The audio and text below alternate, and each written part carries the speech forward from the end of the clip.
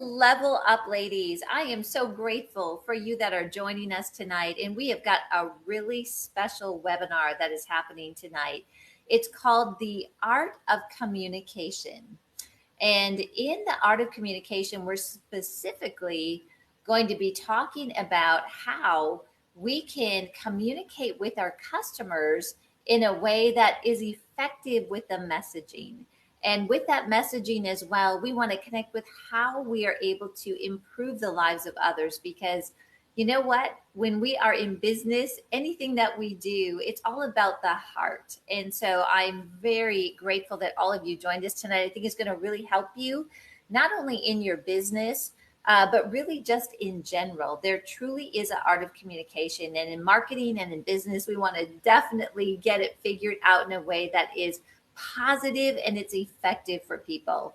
I think what makes tonight's webinar so special too is I have my beautiful daughter-in-law, Carly Conrad, on. And so, Carly, maybe we could show your face and you could say hi to everybody.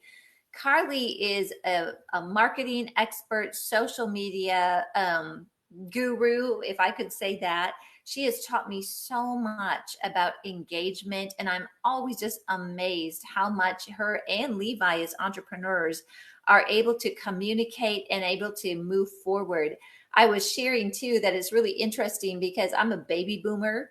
And so for me, social media was something that was all new. Like I was quite a bit down the road in my career before social media came and it hit. But Carly has been doing social media for 10 years.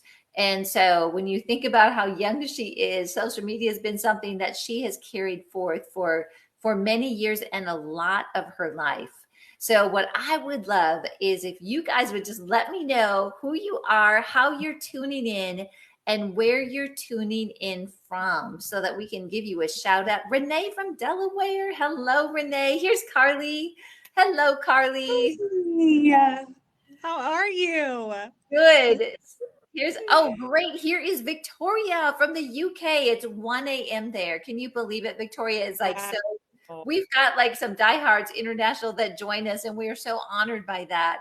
We've got Laura from Missouri. Hello, Laura. We've got Martha from San Jose. We've got Karen from Midwest Ohio. Oh, your day from South Lake. Hey, baby. So glad you're on. We got one guy on, right? And all these women. It's hilarious. All right. And Victoria said it's so worth it. That's so sweet. Oh, Frank Pulley, you're on. Oh, my goodness. Frank's like my Yay. brother. We love Frank. We just spent the weekend at the Wealth Yes. Builders Business Conference. We do all our coaching with Frank. What a blessing. Claire from Florida. Claire, I'm so glad you're on. Claire's a friend of mine. I love it. Kimberly from Kentucky. Welcome. We're so glad you're here. Ruth from Missouri. Faith. Oh my goodness. I've known Faith for, okay, Faith, let's think about this. Our boys all together. This is amazing. Wow. So Wow. you're telling me, Carly, that Amani's mom is on. And he was Okay. impressed by that. We've got Prentice That is awesome. from Chicago. Welcome, Sally from North Carolina. We are so happy and blessed that you are on. Wow, this just blows me away. We've got Bailey is from Colorado. We are so blessed. Well, anyway, what's really funny, you guys, is that I'm actually at Carly's house. So, Amazing. oh, yeah, it's really amazing. We've got Haley from Woodland Park. Hi, Haley. So, just give Hi. you a little family insight. So, you know that Levi and Carly, they run all of our real estate down here, and they're in one of our properties here that we call Santa Cruz or the Coastal Farmhouse. And so Yeah. I went down to be here because Carly and Levi are out with her parents, Butch and Julianne, in California. So we're just like this, right? Yes, coast to Oh, coast. coast to coast. Esmeralda, welcome from Los Angeles. We're so glad that you are on. So, yeah, we just got done Wow. with the Wealth Builders Business Conference, and many of you that are on this were there. It was like life changing, Carly. Wouldn't you say it was really quite It was amazing? incredible. And Incredible. this discussion tonight is something that I feel like is a little bit of an extension from that because we were able to get into some things about communication, just the heart of Mhm. things. But truth be told, in this world with business, we have to be able to tackle social media and digital marketing. And I was kind of laughing at myself because I'm like a total, like, I can read and understand, but I don't have like the intuition like you have. And Bailey has, even the team, and Tennille. It's like everything is so easy for you youngsters. But what I found out from you, Carly, is there is a real strategy behind it that you apply.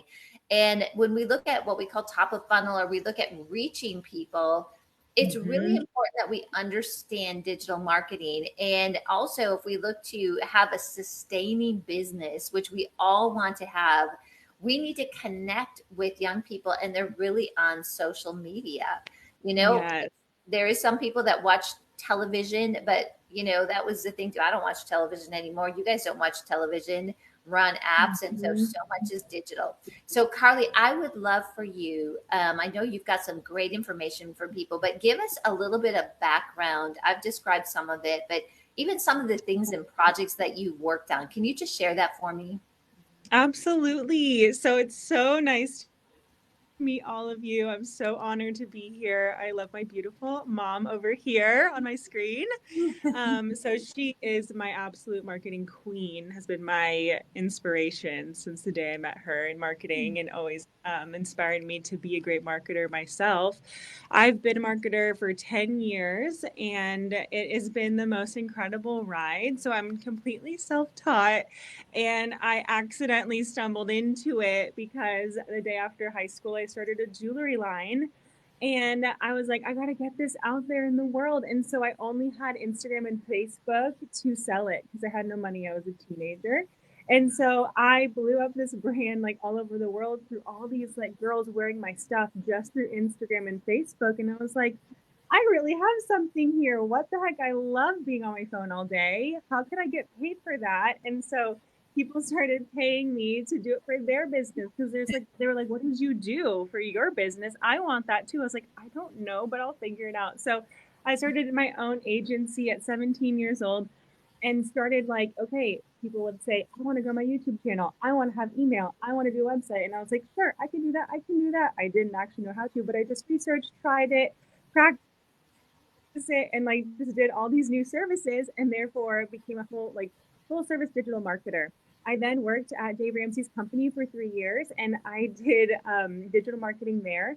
It's funny because I am a social media specialist, but I never touched social media at Dave Ramsey's company. I learned all the channels and marketing so much in my face. It was incredible. I just got my hands on it, and it was so helpful to learn the holistic picture. So my dad's also a famous like cartoonist, which was super random and cool, but no one really knew his face when he left his job and started his own business. So I took his, cartoonist incredible talents and put him on YouTube and then made him like an influencer. So I have that background in growing his brand. And it's just been super fun. I love encouraging small businesses to succeed at social media. So Yeah, and you are amazing at it. Let me give you just a little bit more information. Victoria says, "Wow, well done, Carly." Yeah, no kidding. That this girl, thank like, you. she is doing all sorts of stuff. We don't want to get too much down the rabbit trail of things, but like even with our vacation rentals and things. But Carly, I think it was so interesting because you didn't really have formal education, and so for you to get hired at Dave Ramsey's was very, very unusual. And you were there, but you moved here because you got married. But I think that just really speaks a lot to, it's your experience and things, not just the formal education that opened that door. And of course, the favor of the Lord. And if I Yeah. could just ask, Butch Hartman is your dad. We love Butch and Julianne. We're just so blessed to be like connected with them. And so, just so people have a little perspective, what have you grown your dad's YouTube channel to? Yes. So we started back when I knew zero about YouTube, and we were like literally our tripod was a stack of books. My dad did not have a good, like the best camera presence ever. I had to teach him like all these little things, and it's okay. We all have to start somewhere. Not that I had a good camera presence, but I was like, hey, let's keep practicing and trying. And he has become the best on camera. He's incredible. But we had like a lamp shining in his face, like no tripod, no lighting, and now he's at 800,000 subscribers. And Wow. that was a crazy experience because my dad also, people like love him and they are obsessed with his shows. And so I got to really utilize his name to get collaborations and partnerships with people that would grow his YouTube channel through collaboration videos. And it was really exciting. So that's his YouTube now, and his TikTok. He's actually grown on his own to 2 million, and that's always growing and growing. So he's just really done a great job across all the channels, and we have some fun partnerships with brands over the years too. Yeah, what's kind of cool about that? So Butch, Julianne, me and Dave were kind of all in the same age group. So, we obviously need help from people like Bailey, Tennille, and Carly, right? So with that, with our smaller businesses, there's a lot of things that we can do. And there's a lot of things that you Mhm. can do yourself. So whether Yeah. you want to actually become a really effective digital marketer to maybe help others, or maybe you're just saying, hey, I want to learn this so I can apply it, this evening is going to help you a lot. So with that, Carly, I know you've got an amazing presentation that is put together. So I'm actually going to turn off my video and mic so that you can go into your presentation, and then you may see my face pop in if I've got a question. Does that sound good? Sounds good. Love you, Mom. I love you. Take it away. Yay. Okay. Can everyone see my screen? Comment below, say, yes, I see it. Woohoo. Okay, great. So first of all, I'm so excited that we are having ladies night tonight. This is so fun to get to chat with my fellow women out there that are just absolutely crushing it. So I cannot wait to chat with you ladies and Dave and Frank.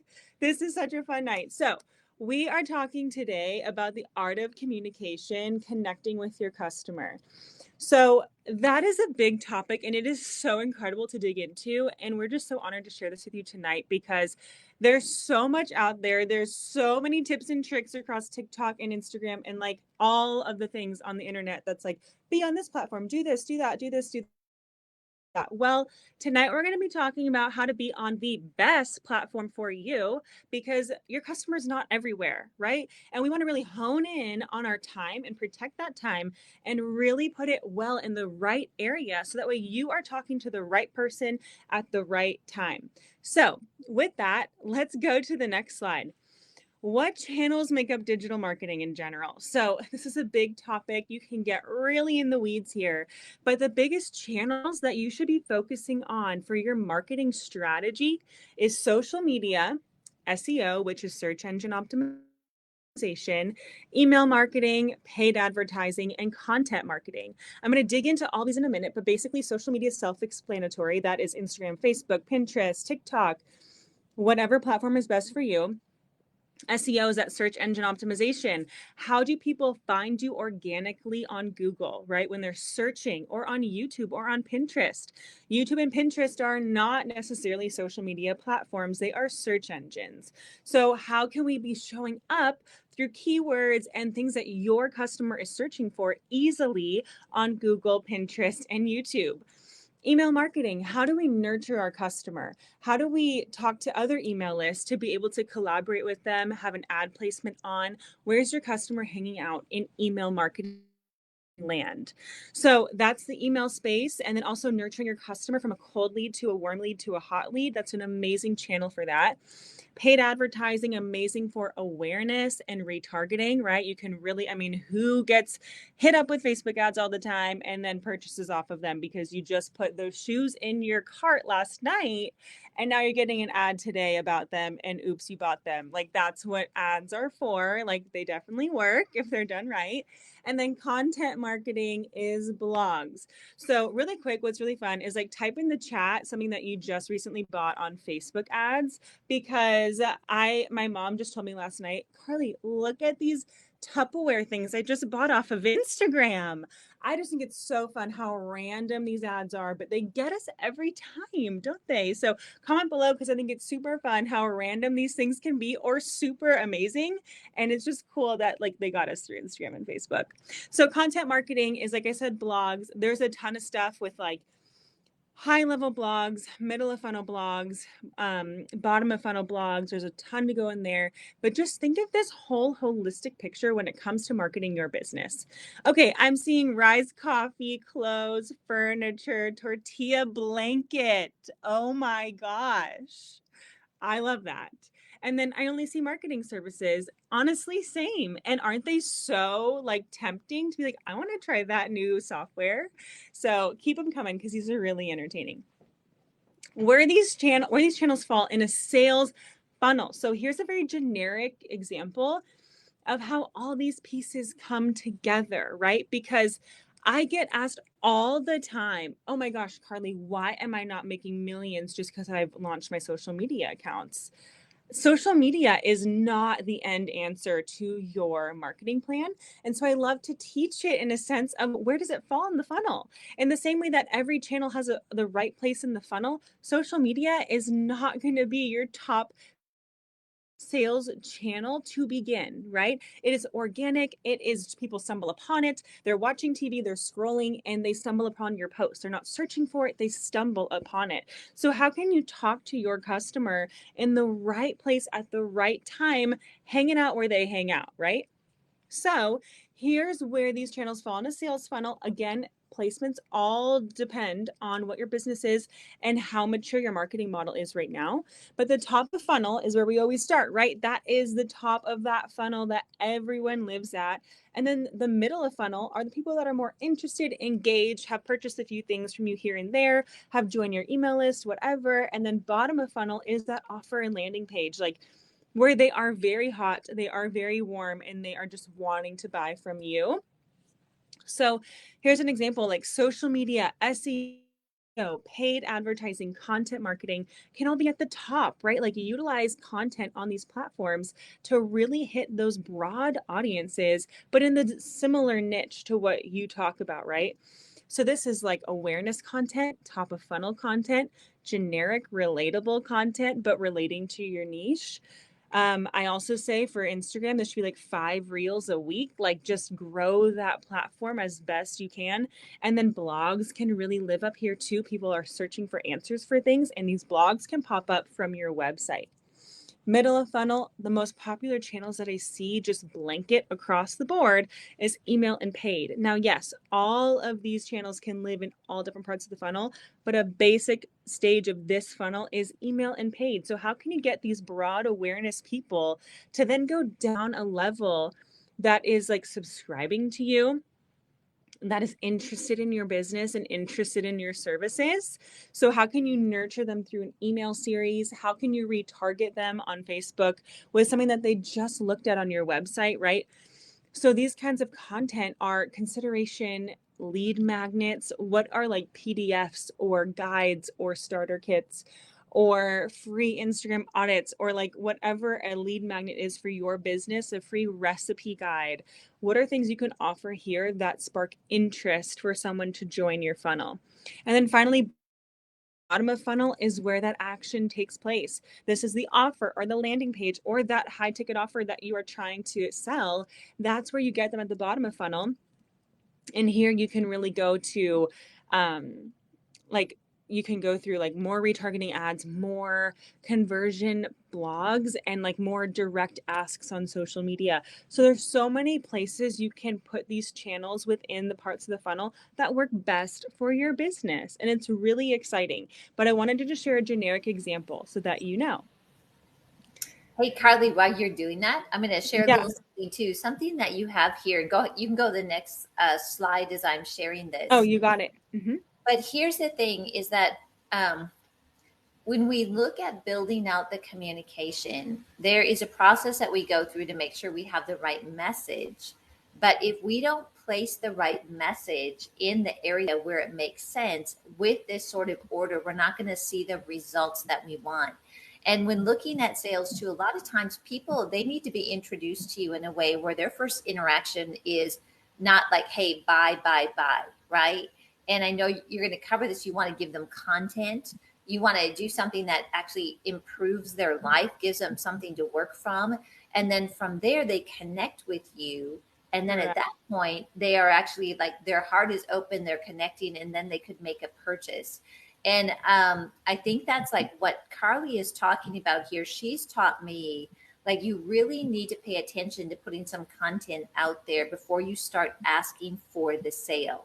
So I was just going to mention that. And also, one more thing, too. I was talking to Steve Brown, Chelsea, who's on. Hey, Chelsea, I'm so blessed that you are on. She works with Lance Wallno. But Steve Brown, I was sitting down with him when I was in Colorado, and he does a lot of work with Facebook. He's really an expert, and he's like, Karen, email is the only thing you own. So what Carly is showing you here with the lead magnets, do you see that it was leading to email? Because let's just say, we pray that your page would not get censored, but let's just say you posted something and all at once you got censored and off social media. If you don't have these strategies in place where you are bringing them into, for example, your email, you have no way to communicate back to your audience. So I just really wanted to reiterate, Carly, how important it is that people grab hold of this funnel and they look at that middle of the funnel and realize that that is the audience that they're able to stay communicated to and with outside of an Yeah. entity saying yes or no. That is so good. Thank you for sharing that. Amen. It's so true because we could literally, I mean, we don't know, like the platforms own our audience and like we need to get them off the platform as soon as possible. I've always said that, like, hey, get the people from your post to something. Like if they only see this one post in their entire lifespan of your account, get them off immediately to your email list. And that is just so spot on. And I thank you so much for sharing that. We just could not emphasize it enough that you need to like literally fill the funnel with a ton of that middle space, because that gets lost so much when it comes to I got to just get awareness, and I have to make sales. Why am I not getting sales when I have a ton of followers? Well, how are we like educating and nurturing these people throughout from top to bottom? So thank you again for sharing that. It is so good. The next part I wanted to go into was what is a good social media strategy, right? Because again, you see these posts all the time on Instagram and on your popular page, and you're like, okay, which one do I apply to my Instagram? Well, you need to also test, because all of us strategists out there can tell you a formula, but if you don't test it and you don't see the numbers for yourself, make those data driven decisions, it's going to be really hard to actually see success if you just follow all of our blanket formulas, right? And it's a great place to start, but every account is different, and social media is such a science. We are literally specialists to study this stuff because everything is a learning curve and a learning experience that we apply to the next piece of content that we post. So, what is a good social media strategy? I wanted to touch on this specifically because it is my specialty, as I shared like the past 10 years, and it's just like what I love to talk about. I'm such a nerd about it, so I'm going to share. But I like to start with 3 reels a week. So it's kind of like a blanket strategy, like I said, across any small business. But again, it'll be particular to you depending on what's best for your audience. But start with 3 reels a week, 3 posts a week, whether it be carousels or static, and then 10 stories a day. Why to all of these things? First of all, reels, those are the newest feature, one of the newest features of Instagram. And the more you use their features, the more they love your profile. So they will start boosting that reel organically, right? Because not that all the reels will go viral, but at least it is utilizing those features that Instagram loves so much. And they're just going to love your profile for using that. And then just be video first. And they'll be like, wow, that's really great. Get you some good views, get you some good exposure to new people. That's really how you grow an Instagram account, is through reels. And there's, again, those different tiers of reels, the top, middle, and bottom of funnel reels that are going to hit someone right where they're at, because the algorithm will help you get that to the right person. 3 posts a week. This is great because carousels help keep more time on your profile, on your page, because people are swiping and reading and taking more time. And the more time they spend on a post of yours, the more that Instagram is going to populate that post in other people's feeds at the right time. A static post is really good to be shared. It's really good to be inspiring, engaging, and get those comments on that static, get some shares on that static post, but make all these things really in line with your niche, right? And what you talk about. 10 stories a day is really important because you have to be active on your account. People love seeing the behind the scenes to your business. And so you can be unfiltered on here. Like you can be raw and real. You don't have to be like, making pretty things on Canva or all this stuff. You can just be showing your face, talking about what you're doing today, taking pictures of your coffee and your Bible, like whatever you're doing, that's okay to do on stories. So it's actually a lot easier to do 10 a day than you might think because it's just what you do in a day with the lens of your business, right? You want to have a megaphone channel, I always like to say, in social media, and then use Instagram as your engagement warm lead platform. So I like to say, whether it be YouTube or TikTok or a podcast, you should have some sort of megaphone that anyone can stumble upon on the podcast streamers or on YouTube, finding something because they're searching for whatever it is. And then even TikTok, we all know how random TikTok is with the things that populate in our feed. And it's like, hey, you can stumble upon someone that's going to teach you how to make the best egg bites that you've been searching for. And I have no idea how it knew that I was looking for that. So with that, Instagram is a great place to always bring them to because Instagram is a great place to engage. You're going to have all these great things in your strategy to already capture them when they come. And you're going to have that email list opt-in option with a lead magnet on that Instagram, right? And so when they get there, they're going to say, I want more of this content. And do anything that they're asking. I want to go on their email list. I want to buy this. I want to buy that because they have just found you through all these other great opportunities. Authenticity is huge and you need to add value to these people. So in what ways can you give, and then ask, right? But give, and be different from the rest of social media land where you are actually giving value and the sales will come, right? Pull your audience, ask them questions, build relationships. You can do live videos. You can run polls on your Instagram. You can have a question bubble. You can literally answer your customers' questions right then and there just through these things. Social media is not for direct sales. It is organic, so it takes time.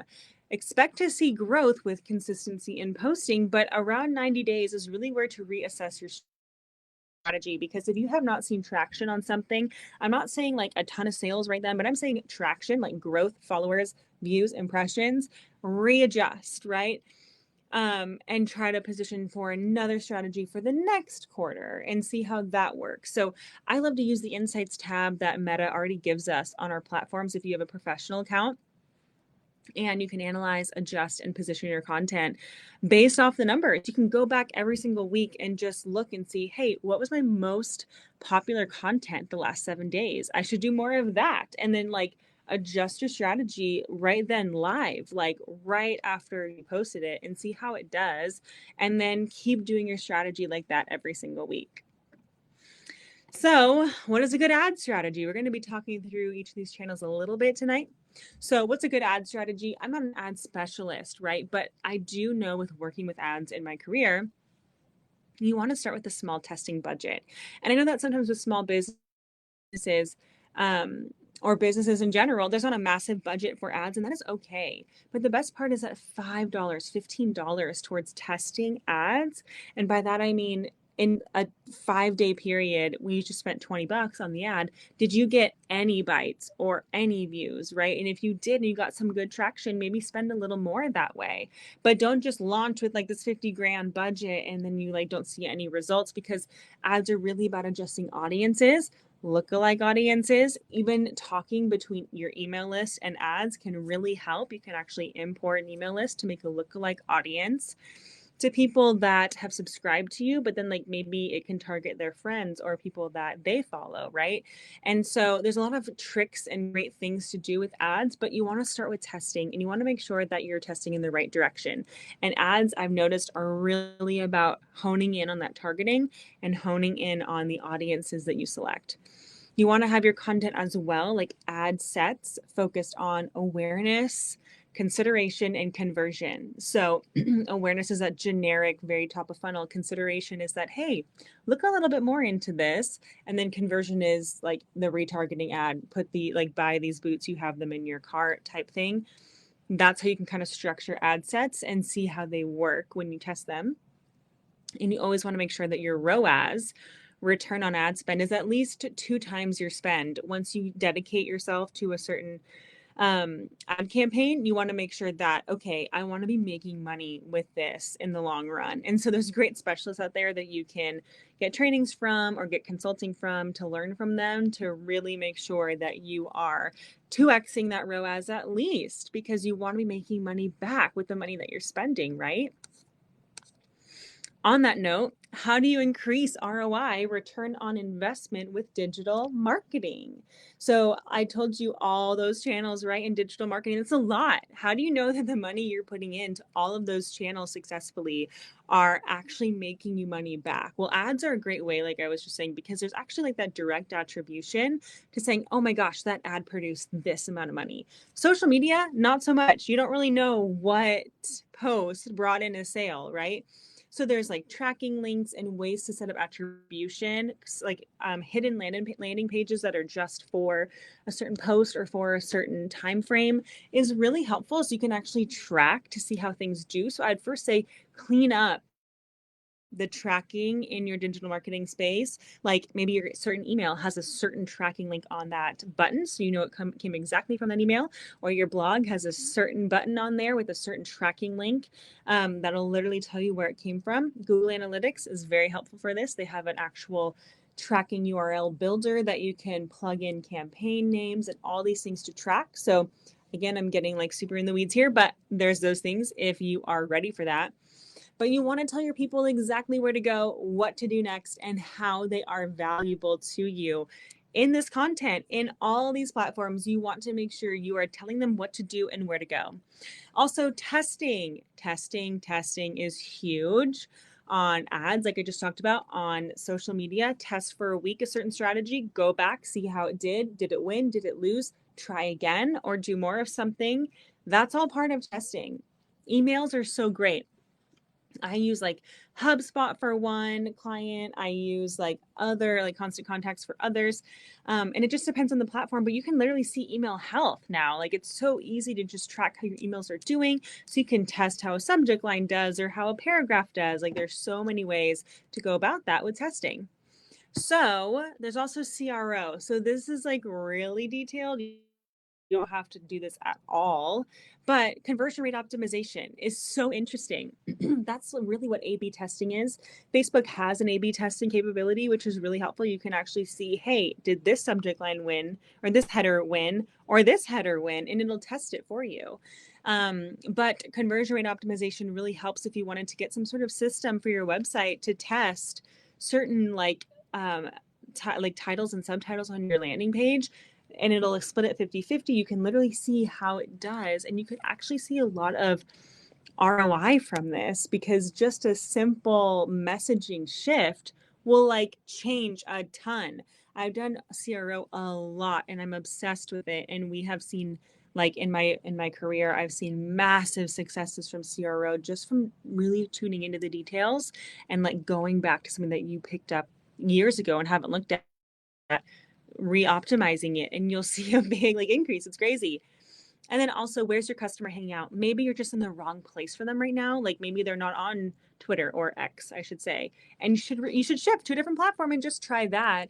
That could be a great way to also increase that ROI, because you're able to see where they're at instead of just like going on a platform that you think you have to be on because everyone says to be on it, but you don't have to be on all of them. So now we're going to get into the customer journey map, because we have a lot to do with the customer. Oh my gosh, hello. Beautiful mom. This is so good. So, beautiful daughter. It's so great. I really appreciate this. I was going to go back to your comment on testing, and just share a little story about that. One of the things that we do, and you guys know this, you've heard me talk about it, is we've got KPIs and we've got measurements in the teams that I lead, like with Wealth Builders.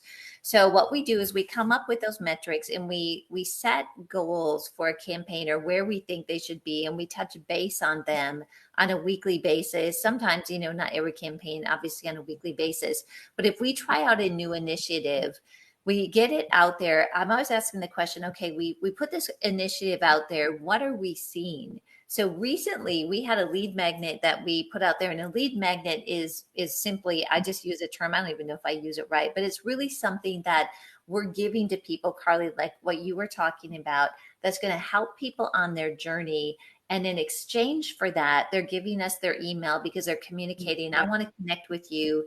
And that's a way for you to know that the content that you're creating is actually helpful for people. Now, with that too, and this is probably a whole nother session, but if you look at your customer segments and you can determine, like, you have levels of people. So with Wealth Builders, we have what we call 1X, 2X, 3X. What we do is when people come into or they respond to one of the lead magnets or the things that we give free, we put out there some questions for people to answer so that we can segment them when they're coming into the email group. Like we use ConvertKit with Wealth Builders, and there's MailChimp and all that too. So but what I was going to mention is that with the testing, when you put money behind something and you ask questions, and let's just say that you like put something out that you felt was really good and you haven't had any responses. That was what happened to us. We knew the content was good, but we didn't get any responses.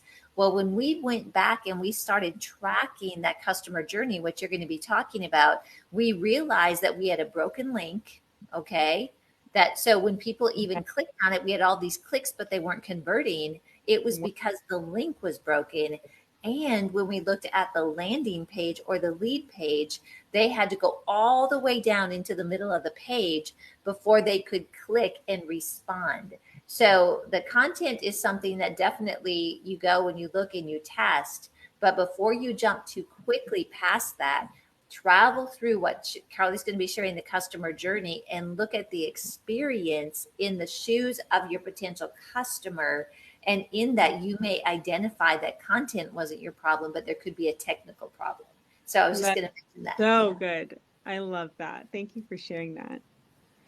Testing is so powerful. When you test, you will literally find crazy things like that. And it's just so cool when you just take the time to look back through and audit where these things are going. It's crazy what you'll find. I mean, we saw all these like 10 to 20% uplifts in changes through CRO as well, like conversion rate optimization, or just fixing those broken links. And you're like, or like I moved a form up once to the top of the page and it was like massive. You're like, what? This little change like really makes an impact? Okay, I love it. But like, what an interesting thing.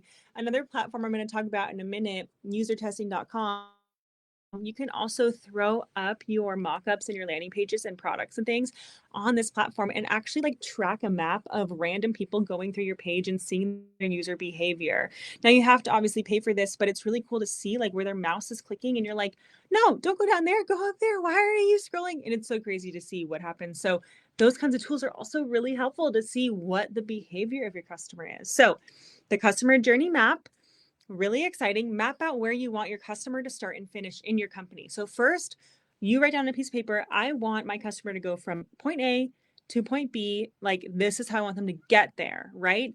Now, next, map out what current paths are in place. So now look at and audit everything and say, okay, they go from social media to this email to this $1,000 offer. And then you're like, oh my gosh, wait, how are they just going to trust me from like one touch point with me to buying an $1,000 offer when they should like be getting all this other nurturing content first, right? So like that exercise will really help you see the customer journey you want to have versus the customer journey you currently have, which there's nothing wrong with it. But these little like tips and these little optimizations can help you increase that revenue, increase that traction and that conversion rate because you are literally educating and nurturing them more. And what's so cool is that nurture marketing will really pay off in the long run because it helps them over time. And then that average order value of a customer increases because they're coming back all the time, right? It's awesome.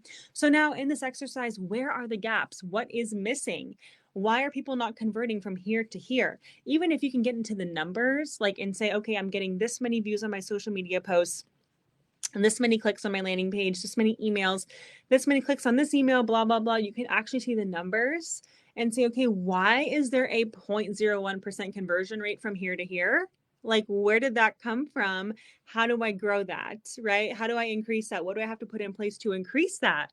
So that is really interesting to do. Make sure you fill in the gaps to give your customer a cohesive, complete journey map.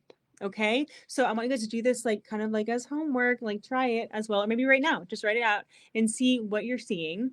I just saw Fran say map out would be using a mind map to make it simple. Yes, I love that. And also, I'm so sorry, Faith, I missed your question earlier. Do you see a movement from email to text? I'm curious if I make sure to have this option. I'm going to backtrack really quick. I'm so sorry, I just saw this. But yeah, so there's a lot of SMS marketing right now, and it's definitely super popular.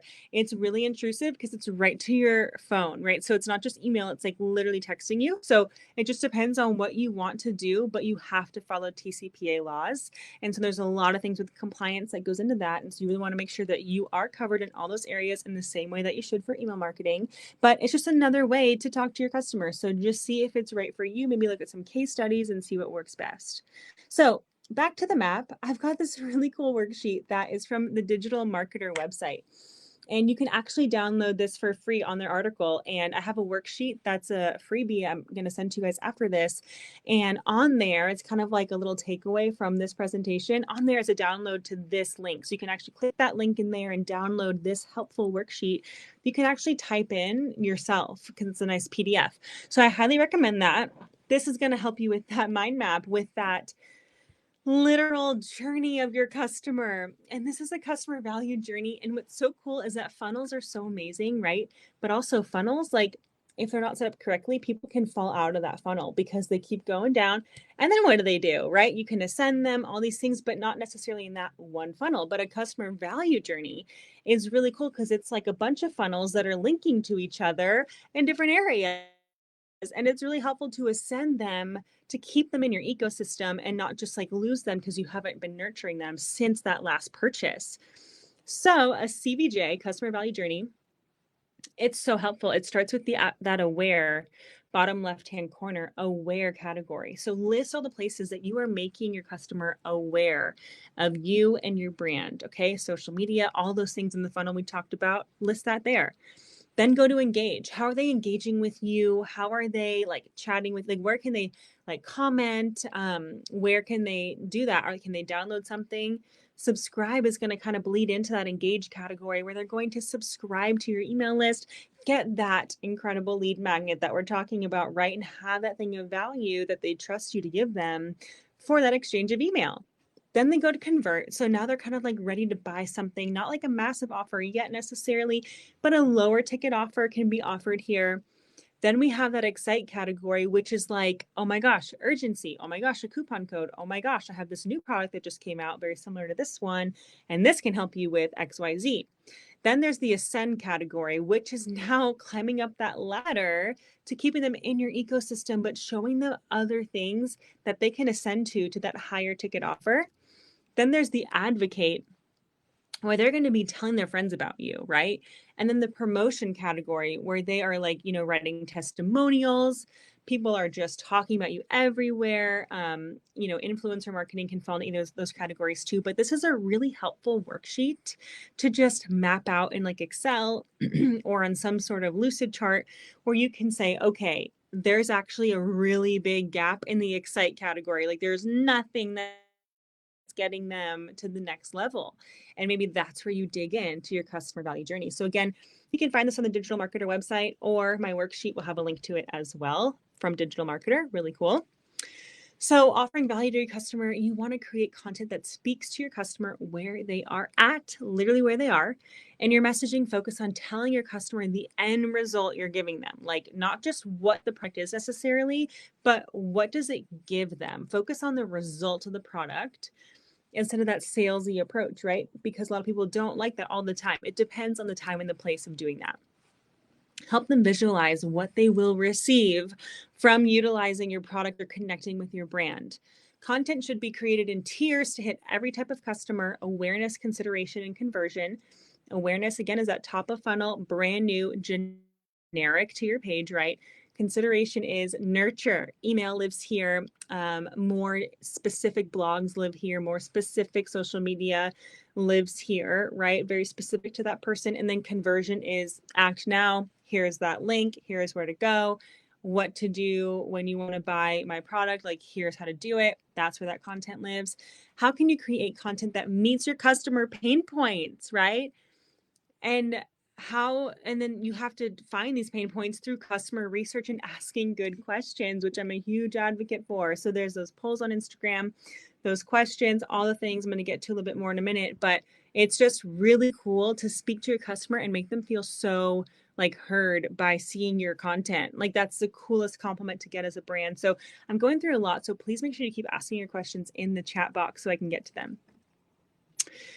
Creating content across channels, you want to start with your brand pillars. Okay, so what are the brand pillars for your brand? They should be 4 to 5 items. This is actually in my worksheet as well afterwards. So don't worry about it now, but you can jot it down later. What are the 4 to 5 brand pillars that you stand for as a brand? Okay, and now you're going to categorize these brand pillars into the awareness, consideration, and conversion pathways. So maybe like one of your brand pillars is my product, right? That's not going to live at the awareness stage necessarily, but it can live at the consideration or conversion stage of the funnel.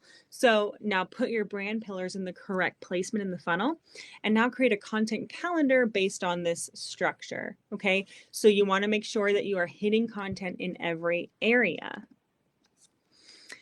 Now, when it comes to collecting customer pain points, there is such a thing as qualitative versus quantitative data.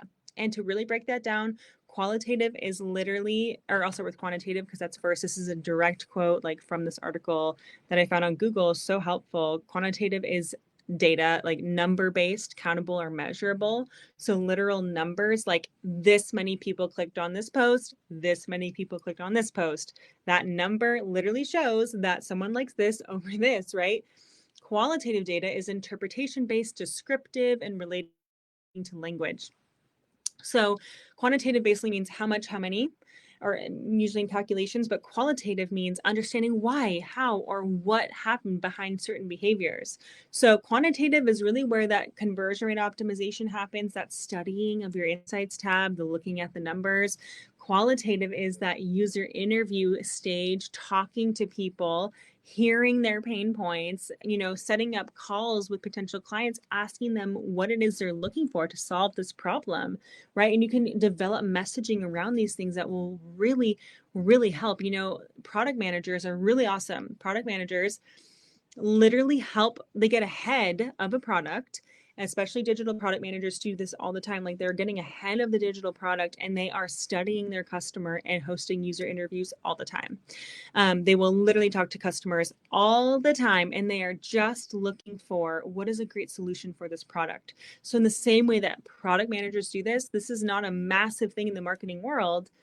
And the way that we can do this, similar to product, is get ahead and start talking to our customers and saying, okay, how can we solve this problem for you? Like, what header do you like more? What header is like hitting you more and pulling on that emotional tie? Like, what are these things that we can put in our messaging that is getting ahead of our product and ahead of what we're selling and ahead of our business and saying, but how can I meet your need? Like maybe if I just reposition from this slogan to this slogan, it would increase our revenue or our profits or whatever by X, because we are literally just hitting a better pain point for someone over what we think it should be. So this is why qualitative versus quantitative is really cool, because you're able to see, okay, let me talk to someone about this like post and maybe I'll get the why behind they like it or why they don't like it.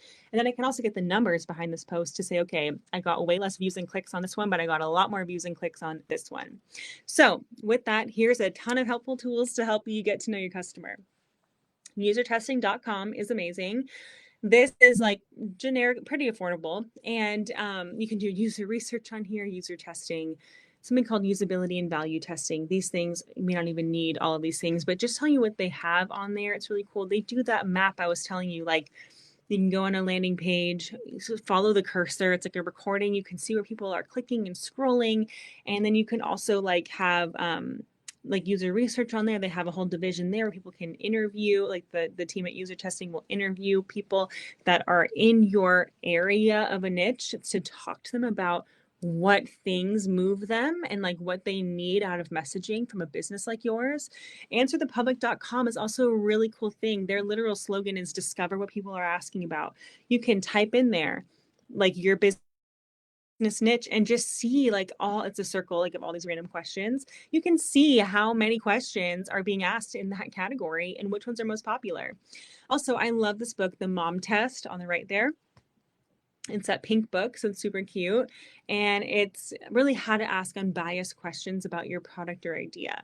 So when you're doing like these interviews or just talking to people, right, just having conversations around your niche and the problem that you solve as a business, this book can really teach you how to ask unbiased like questions that would really help you in that phase of research for your business. SEO search tools for keyword research and search rankings are also super great. So there's something called Ahrefs, WordStream, or SEMrush. These are really great platforms that either are free or paid, depending on what you need. And you can type in like digital marketing or like a keyword like sourdough bread, right? Whatever your business niche is, and just see what search terms pop up, how many like searches per month are happening with that, and the ranking, like is it high competition or low competition? So you can actually form products and form services and form messaging around these things that people are searching for, and these tools can help you. I also have a really cool toolkit that can help you with a solid social media strategy when it comes to doing it for your own business. I have a fun little coupon code here for you all tonight. And so I'm just really excited because there's so much potential here with your messaging, with your marketing, and just scaling this marketing that you're doing so good at. Because the more that we just talk to our customer and hear from them and hit them right where they need to be seen and right where they need to access our content that's going to offer them value, the better, right? So thank you guys so much for joining. I'm gonna invite my amazing mom back on, and then also we have some questions here so we can get to those as well. Carly, this was so helpful. And, sometimes it can be overwhelming. Like, what can we do? But you gave us a lot of good tips. I was just going to mention something about those tools where you're able to research keywords. One of the things that we do at Wealth Builders, and this is Hannah, who's our copywriter, and actually Lorinda on my team does this as well with the content that we put out on this platform. But we might have somewhere we're going. So let's say we've got a conference coming up and it's a real estate conference, which we actually have one coming up October 13th through the 15th. So one of the strategies that we use is we do free webinars to give people some content and help them to identify, hey, is this for me? Is this helpful or not? And Hannah goes in on, I think we use Uber. Is there Uber something? Uber, I don't know. She uses a tool similar to what you described. And Yeah. she starts asking those questions. And then from Wow. that, yeah, when she finds topics that are really hitting, like, hey, we want to know about this, but maybe we're not out there competing a lot, she will come back with recommendations for us on webinars that people would be interested in hearing. So So the good. reason I mention that is as you tap into these tools, it actually helps you when you have people on your team use them. They can help direct you to meet the needs of what your audience is looking for. So I just thought that was really excellent. And do you have those tools on that PDF that we're sending everybody, Carly? I do not have all of them listed, no, but I can send them over as well Oh, separately.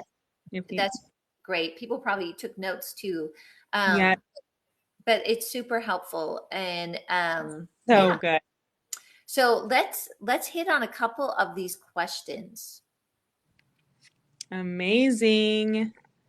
Okay, and definitely ask more if you have any, our beautiful friends. We have one from Victoria here. Within Google Ads, what are costs per click and cost per lead? Ads in social media seem to operate by bidding. Is this complex to navigate? This is really good. So Google and Meta are like different, right? Google is the search ad, so people are literally like usually more warm because they're searching for something. You pop up as an ad, and they're probably more warm. Social media, we're scrolling on Facebook. We're not searching for an ad right now. We're scrolling on social media, and then we see a random thing pop up, right? So those are usually less warm, which is why you want to have the awareness, consideration, conversion.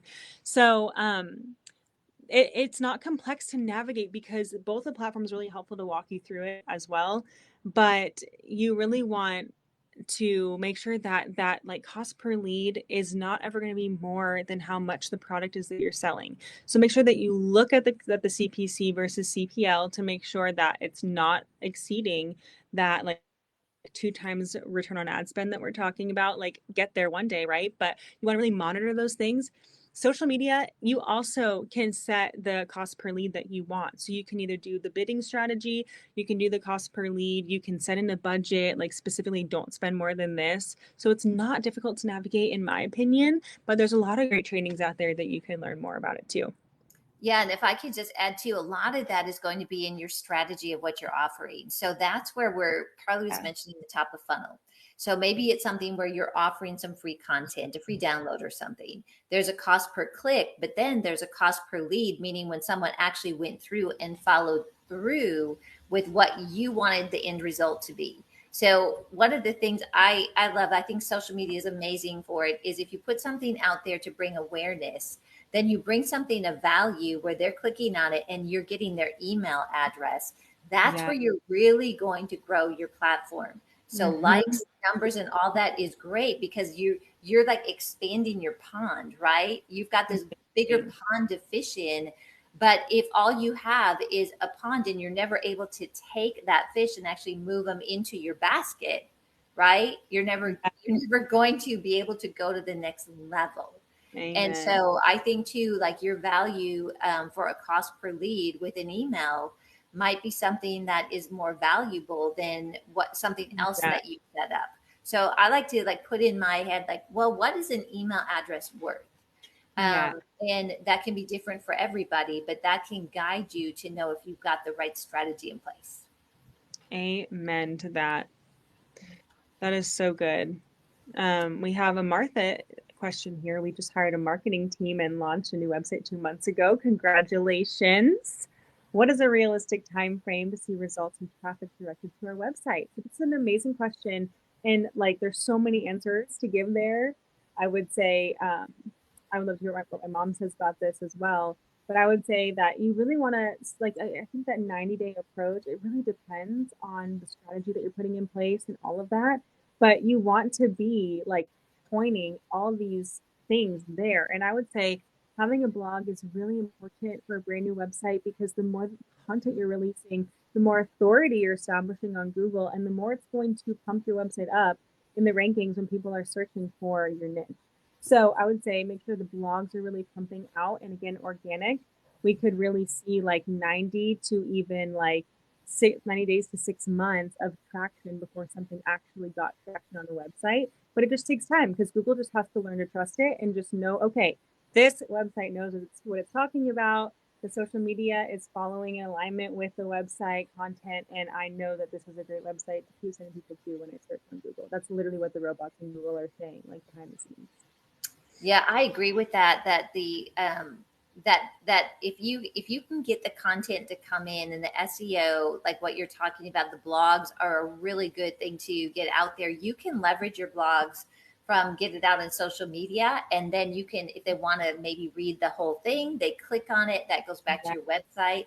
So I think sometimes it's tough for website companies because if there's not a strategy in place that helps drive traffic to the website, you might have an amazing website that actually is quite SEO'd well. But if you don't have this front end, like Carly is talking about, that's actually driving people to your website for content, you might not be able to see, like, you might be missing it. You might think the website's not doing a good job, but it actually could be a symptom of what's happening before.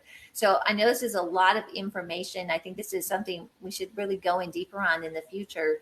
But if where your conversion engine, I taught on this in the business workshop, determine where your conversion engine is before you're actually able to bring people into what your ideal desired result is for your company. And Yeah. oftentimes that conversion engine is on the website. So you have to do a good job of driving traffic to the website or organically doing SEO so they find you. But then when you're on the website, how easy is it for people to navigate to say yes to something that Yes. maybe leads to a consultation or something? So it's like all the pieces come together. And so I know that's a long answer, Martha, to your Okay. question, but it'll just help to give some clues. This is really interesting. Look at Fran's comment, Carly. Wow. I learned the word killer adds a lot of value on YouTube keyword search. 10 Go killer tips here. more. We need to test that. Okay, so all the level Brand. up ladies are like, all right, I'm going to create a blog that says five Yes. career tips. Or You will see it on my social media in the next week. I'm going to test that. wow, friend, we're going to test it. Okay, and then like next month for the webinar, let's bring all our numbers. Everybody can Report. share. Okay, I did 5 killer this or 10 killer this, and I got these results. Yes. That's what Level Up Ladies is all about. We're here to help each other. That is so wonderful. Yes. Thank you. Community. Everybody share other things that are helpful. Okay, here we go. Okay, Chelsea, thank you so much. I'm going to read Chelsea's question and pitch that to you. Do you think each social app requires a different type of content? I saw Gary Vee talking about how people have a different mindset on each one. Wondering if it's worth it to make different content for each social app. That is such a good question, Chelsea. So good. The answer is yes. So this is why I love to start with Instagram, because you can just really test that audience well and see like what they want. I know like TikTok, it's more for documentation. So the behind the scenes of your day, like how your day is running, what you do in a day, those are really popular on TikTok, also on Instagram, but it's totally different content, right? Like Instagram is for connection, TikTok is for that like massive documentation with awareness in your business. And so, yeah, each platform can be very different. Like Facebook, I would say, like, you can obviously cross and share all these types of content across any of them, but each platform is very specific because the customer on there, the person is very different intent than Pinterest, right? Like, you may not be marketing a lot of like massively masculine businesses on Pinterest because that's not necessarily where all those customers are hanging out. So it just depends on the type of content. If your people are more like, I want YouTube trainings all day long, then Instagram may not be for you. YouTube is best for you because that's where you can train your customers more extensively that they need to be able to work with you. So it really depends on the platform you're on. It's a great question. It really has to be different. It's really great. And sometimes, like what we do is the core content is the same. So I might, like, it might be a sweet tea Yeah. post, right? So I'm going to talk about, it's going to be about a home improvement thing or a flip that we're working on. So on Instagram, it'll be the same content, but we're just going to show like 6 seconds of something, or we're going to Yeah. do, remember what we tried, Carly, like, or like you just did, like you filmed me. I looked awful. I can't even believe I went on the platform the way Amazing. you lined up. But anyway, but it was just a few seconds. But then what I'm drawing them to is if you're interested, hey, go to my YouTube channel and you can actually watch 5 or 6 minutes of that. Oh, and then by the way, if you're interested in that, you can go to Liftable and you can watch a whole series. So I think it's like the base content can be the same, but just understand how people use it and then put the Amen. format out, but it drives them to the next level. So good. All right. So, Claire, this is a great question. Which tools do you think would work best for a little business creating handmade to order items?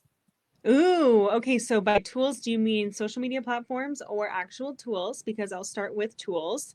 Tailwind is an amazing tool. It's like a little marketing agency in one, and it's very affordable. And this is a great place to mass post everywhere. It gives you a great sample social media calendar, and it can like help you just post on all the platforms that you would need. And so I think would be best for your handmade to order. Like I think definitely Instagram would be incredible. Maybe even TikTok, like going behind the scenes on how you make it. I think a lot of showing the how would be really cool because that DIY side is really intriguing for people. So I think getting a great system in place where you're batching a lot of content and then posting a lot of it through something like Tailwind and then making sure you're on the right platform where your customer is hanging out. Wow, awesome. Well, we are actually over time. Thank you so much, Carly. This was amazing. I hope this has been helpful. We're getting a lot of really good comments here. And Martha's asking, do you offer services for all this info? Absolutely. So look at if you actually look at the top of the screen, do you see how to connect with your customer worksheet, that download? If you click on that, you'll get it in your email too. That will give you Carly's contact information. We also have marketing services where Carly, with a team with Karen Conrad Enterprises, and I know that's not the right word, you guys. I'm so sorry. It's Heirloom Seed Creative, and we're pulling Carly in there too. But I'll tell you what, check with Carly. She is amazing at this. She will help you to learn, like teach you how to do it, Okay. But also, if there's fulfillment, Carly does that. Our team does that too. I'm not involved in that too much just because I'm with Wealth Builders full time. But we've got a whole group of ladies that's behind the scenes here where we pull together to help you. So just let us know what the need is. Look at Carly's information in the PDF, and she is amazing. Yeah. Thank you. It was such an honor to be on. I'm so honored that you'd have me. And I'm so excited to get to share this with you all and just see your businesses blossom because that's what it's all about. It really is. Well, thank you so much for being a part of Level Up Ladies. I'm pretty excited about next month. Listen to this topic. We're going to be talking about how to overcome obstacles and why they're necessary. Wow. Anybody going through some obstacles? I know seems like So there's always good. something, right, Carly?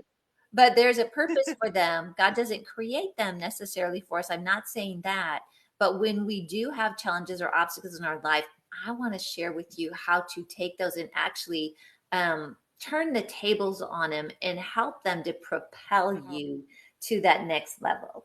So, anyway, God bless you. We love and appreciate you so much, Level Up Ladies. And join us next time. It's going to be on a Saturday morning, which is September 30th, if you can believe it. We're already going to be looking at September.